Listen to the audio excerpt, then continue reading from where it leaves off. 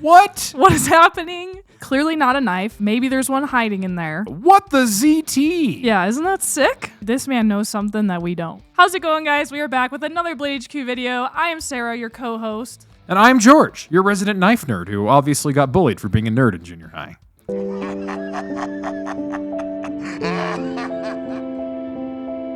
And today we are back with another series. This one is called We Rate Your Knives. And you guys sent us submissions and we're going to go through and check out all your awesome current carries. A quick PSA for you guys. We are not here to roast anyone, hurt anyone's feelings. We love all knives. This is all in good spirits, so we're going to have some fun. So to start, we're going to mention first, George hasn't seen any of these knives. None yet. So let's just jump right in and see what you think. Okay. So we're going to start with Wayne Horn. Wayne Horn. Ooh, quite the Chavez there. Yeah, he's got a pretty nice little setup here. This is probably his everyday carry. He's got the Chavez, he's got the pen with also Chavez. Yeah. Like a little fidgeter or something. I have no idea what that thing is. Looks nice. But let's talk about that knife. Yeah. So we had a live with Ramon not too long ago, and he talked about the reason he has such flat surfaces on his knives is so they can be a modding platform, a canvas on which to build your perfect knife. Right. And my goodness, this looks absolutely beautiful. Yeah, I definitely agree. I think that's probably my favorite model from Chavez. Is that a Redention 229? It looks like it. It looks like one of the older models. Probably not the new one that just came out. But I think those are great. They're a little beefier, a little bigger, and it just feels so well built. And so that's why I think those are my favorite models from Ramon.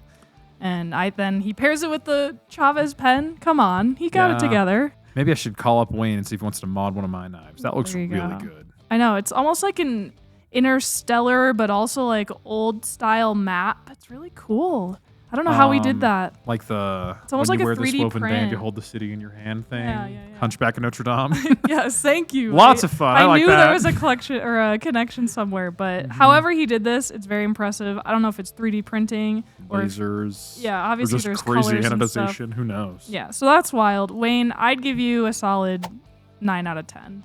So next up, we have Travis Mice. Apologies, Travis. So Meiss. So in German, Neese. when two vowels go a walking, the second one does all the talking, which is why I always got made fun of because my last name is Mulestein, but it should be Mulestein. But anyway, Travis, Prometheus Design Works. Little German lesson right there for you. Yeah. But yeah, he's got, once again, like a whole EDC build out here.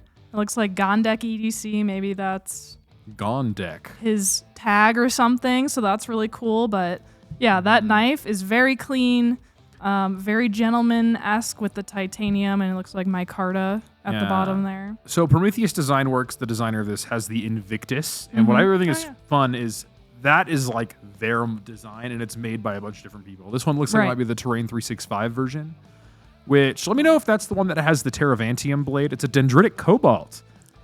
I know I'm a nerd. I'm not going to get into what dendritic cobalt means, but no, it's cool, okay? It is cool. And then kind of going along with that last Chavez, I want to say this is an Olight, has like almost a motherboard type print on it. I don't know how he did that as well, if that's how he bought it or not, but yeah. I'm going to bet that's not an Olight. I don't think that's an Olight. I don't know what it is. I got to brush up on my flashlight. We'll just call it, but that's really neat. We're also doubled down on Lynch Northwest here. We got the Lynch Northwest Hank as well as the pry bar. So for rating this guy, I'm going to give this a dendritic cobalt out of 10. Sure. And I'll give it a solid 5 out of 6 because there's 5 items that he probably pulled out of his pocket. Yeah, it also Makes got no sense. beads. He does have beads. Hans Niemann style. Well, it's a good one nonetheless. So Travis, thank you. All right, George. Next up, we have Philip LeGroy. Oh, he's got a Kalashnikov. He does. Oh, it's beautiful. I love it. Those that are no longer available, and he has the serrated version, which I think is my favorite, just because it adds to the little kernel vibe. I think they're super snappy. We all love a Kalashnikov, and Kalashnikov are especially cool because we don't have any more. So you're going to have to wait till the next drop so you can get one again. Yeah, but Philip LeGroy, lucky you, man. I'm going to give you a solid, like, how many kernels are on there? Maybe Probably like 40. 40 out of 10. I would probably give it an 8 out of 10. You throw some water and fertilizer in that lawn, dude, and you got a solid 10 out of 10 there. You might even have to reseed. But you can do it, man. We believe in you, Philip. Hey, spring's around the corner, then now's your chance. All right, up next we have Nicolas Chichenadze. What even is that thing? And I don't know. It's clearly not a knife. Maybe there's one hiding in there. Yeah, maybe it's like a scabbard or something. It looks... Hopefully that's not a weapon. But maybe it is. Maybe he uses it to go hunt vampires in Romania or something. yeah, I don't know what's going on here. I see like the little pokey thing at the top. I truly, honestly don't know what the use is of this. Oh, that is a scabbard, and then the chain around there is like the way it attaches to a belt or something. Okay, that's wild. That thing's pretty awesome. I'm I want one now. very curious where you got this. And I also see there's a key in your door, like you keep this in a locked room for like no one to touch but you. I'm telling you, it's the vampires. Yeah, I mean, this man knows something that we don't. Yes. He's also got Just a giant saying. vein in his arm. Looks like Nicolas works out. Nicely done, Nicolas. You're looking good. The knife's pretty cool, too. George just called you yoked. Yacked, even. But I would say on like a mystic scale, because this is very like mystical looking, 10 out of 10, man. This stands out. Yeah, That's wild. I'll give him an 8 out of 10. Next, we have Jeremy Headland. But what the ZT? Yeah, isn't that sick? Yeah. Is that a mod on the handle, like the pattern of amoeba or whatever you call it? Yeah, it's like almost topographic, but also like very like 80s like blobs and stuff. I don't know how to describe it, but it looks so good on this handle because the handle itself is already so geometric, and then you throw this wild pattern on it. It looks great. Yeah, and I have no idea what's going on with that blade. Its grind kind of reminds me of GTC. Yeah, it's wild. It's wild. What would you even say this blade's shape is? Maybe like a Tanto stretch or something? It's like a Tanto reverse Tanto. What? Like It's wild. Yeah, I don't know that I'd ever carry that knife, Sarah. It looks definitely too large for my little pockets, but it's cool. It is cool. I guess I like the Hogue Deca reverse Tanto, and that's pretty much what this is in terms of blade profile. So, all right, Yeah. I would carry it, and I'll give it an 8 out of 10. Okay, I can agree with that. Mostly because I don't even know what that texture pattern is. Yeah, me neither, but it's cool. It is cool. All right, next we have your buddy George. George Yee. George Yee? What a guy. And he's got this pretty sweet looking spyderco manix. Ooh, with modified scales. Yeah, and he's got Aftermarket a nice lynch clip on it. Yeah. And is that an S90V blade on this thing? It is. I wish I had an S90V Manix. I know. He's got the bougie manix. Looks I like he dig upgraded it. the ball cage too. Yeah, he like went Ooh. for a full titanium build on this guy, and it's super clean. Dude, I am jealous of that thing. George, a man after my own heart. Like, what? He knew. What a good looking Manix. Yeah, I've always wanted a manix, and if I could have one that looked like that, I would be set. Yeah, this is an So, easy 10 for me. yeah. That is a really good looking knife. I'll give it a 10 out of 10 as well because I'm very envious of you, George. That's an amazing, beautiful knife. Mm-hmm. And then next up, we have Francesco Genna. What in the world is happening to this apple? What do you mean, what's happening? He's eating the knife. I love it. I just don't even know what to say to this. If you manage to take this massive, I don't even know what spyderco that is, Like a native. the native, and then there's a manix underneath this apple. If you carved it out with those large blades, that's very impressive. Yeah, I it love reminds it. me of the time that somebody used a Boker mermaid to carve a mermaid into a pumpkin for our pumpkin carving competition. Hey, this there you time go. it's apples and spyderco making the character from my nightmares. No, it's cute. It's cute? Yeah, come on, it's good. What is your definition of cute? Oh, I like it. You're probably one of those people that like wants a pet sloth because they're so cute. Oh, come on, who wouldn't? But Sloths are ugly. Sloths are ugly. Sloths are ugly. Francesco, this is a really good one. I think you took the time to plan out your photo. You even carved an apple for this exact I gotta moment. say, A for effort on this guy. Yes. That's a lot of fun. I mean, might be like an 8 megapixel camera, but we don't judge for quality because Yeah. you put effort in. Don't you say, what you always say is date the body, marry the lens? Like, Yeah. use the frame you got. He's the using body it. you've got. There we go. All right. Well, just for the effort, I'm going to give him an 8.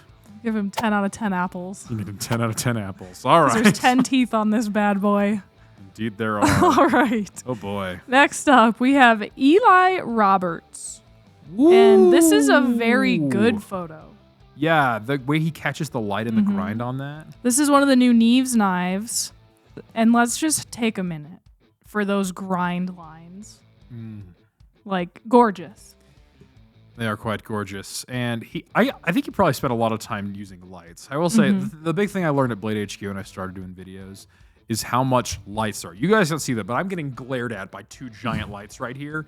And people like Sarah, who are really good with cameras, they do weird things just to try and catch grind lines. And that's why Sarah's like, it's hard. Those grind lines. Yeah, I mean, you nailed it. I don't know if you like do photography or anything with knives, but if you don't, you definitely should, because this is like the quality I strive for in my images for blades.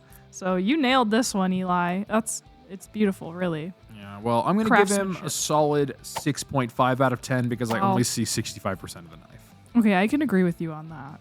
But I'll bump it up to a 7 because of how beautiful the photo is. Yeah. That's a good one. Man, maybe we should give him a job sometime. Eli is good with the camera. Gonna take me out of my job, George. What are you talking about? You're the knife girl. I am knife girl. All right, next up we have Danae Olson. Danae. Ooh, what? What is happening? I don't even want to look at the knife. I just... Okay, so this looks like an ammonite fossil or something like that. Don't tell me this is real. Well, I think the fossil underneath it's real. I think that the little curly Q thing, they used to live in Lake Bonneville. You can find fossils of them all over Utah. Yeah, what is that? But then they carved a skull into its face. That is not a skull. What is that? Some horrid creature. Anyway, enough about that. The knife. To mention the Hogue. A beautiful one indeed. Isn't that the Mystic? The Misto. Misto? Not Misto. I said Misto, and Neil Hogue about punched me. He's like, it is Misto. Misto. But yeah, I like that one. We kind of got the curly swirlies built in. That's probably where we get the ammonites in. There you go. They're trying to stick with the trend. But yeah, that milling in that handle, I really like that. Add some texture to it while you're using it. Yes. But, you know, I don't really know the thought process behind this one. And to each their own. I think it's cool, but I am slightly terrified of that little skull in the Danae. front. That's our second nightmare creature of this entire video. I make that my wallpaper. That'd be funny. I'd give it an 8 out of 10. Yeah. I'll give her a 9 just because I think the fact that she's got fossils like that is so awesome. Yeah, it is cool. And I like the theme. So, Danae, thank you. Yes. And then last but not least is our last submission. We have Cassius Rawson. Holy beat to tar Exocet. Yes. So I remember when the Exocet first came out, people were like, this is like a money clip. And there were some people that did it, most people just carried it as a folder. This looks like it's been carried as a money clip. Oh, 100%. All the scratches on there, even on the edge of like the knife itself and the blade. I don't know what he's been doing with this thing, but he certainly doesn't baby it. Yeah. I'm pretty sure there's no more gangster way to carry a wad of cash around than a Microtech Exocet. Right. And then it looks like he's got a Streamlight stiletto. Yeah, I'm sure he's got, another knife in another pocket and a pen and a wallet and all that good stuff. But also, props are following the rules of only one knife, though. This is rate your knife, not rate your knives. Yeah, I haven't seen this knife in a long time. I think the last time I saw it is like years ago when Blade HQ did before I was even here.